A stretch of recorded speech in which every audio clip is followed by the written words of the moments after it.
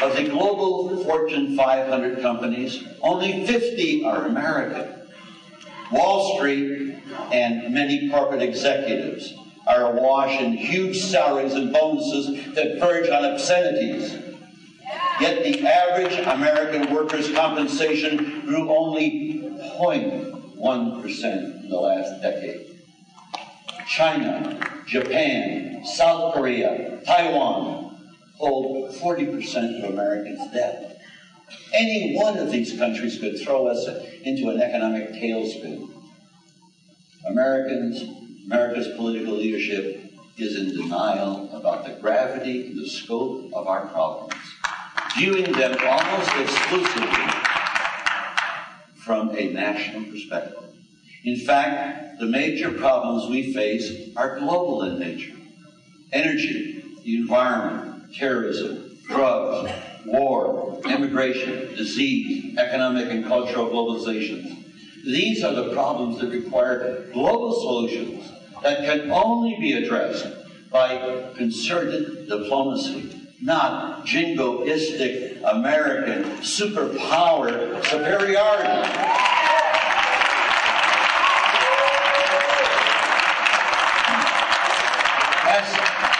Ask the current and former residents of the Gulf Coast to rank our national political leadership for effectiveness, either now or during the last 17 months following the ravages of Hurricane Katrina and Rita. These tragedies exposed to the world that large numbers of Americans subsist in what is closer to a third world economy. These tragedies exposed how callous we are to the plight of the poor. These tragedies expose strains of racism we refuse to acknowledge.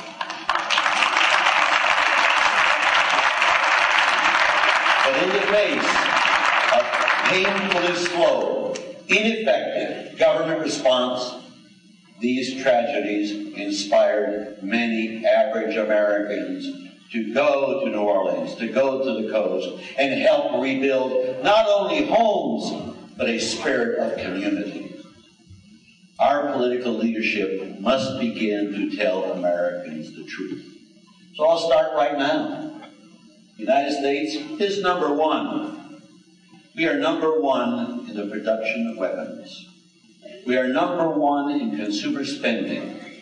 We are number one in government, commercial, and personal debt. We are number one in the number of people we have in prison.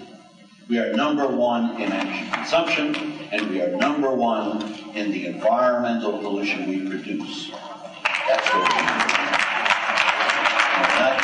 There's nothing to be proud of. Our Democratic congressional leaders are attempting to address some of these problems.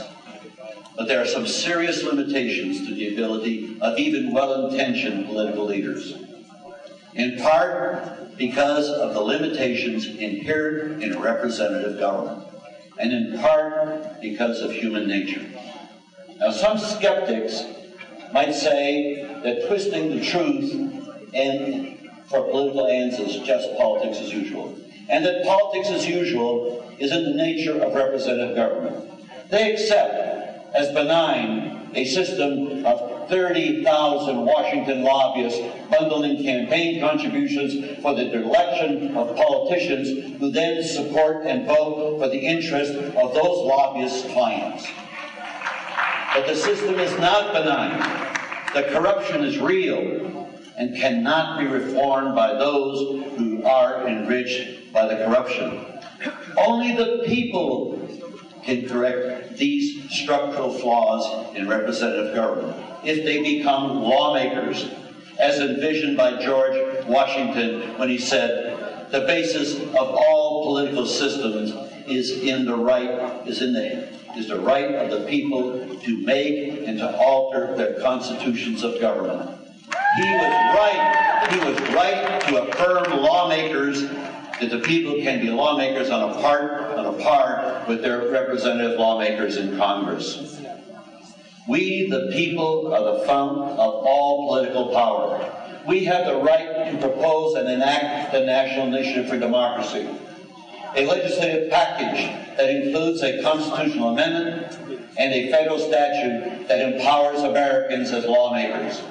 A majority of Americans, 60 million, will have to vote for this law in order to make it the law of the land. The National Initiative does not abolish representative government. In fact, it makes it work a hell of a lot better than it does now. But what this does, it adds a check to our system of checks and balances. You know what that check is? We the people, you the people. The National Initiative will provide a mechanism for us to finally have a government, not just of and for the people, but for the first time in our history, a government by the people. I believe that we can have laws and policies that are more moral and more reflective of the public interest if the people can exercise their collective self-interest by voting on major issues that affect their lives. 24 states and several hundred communities already permit the people to make laws. Why not make laws at the national level? The National Initiative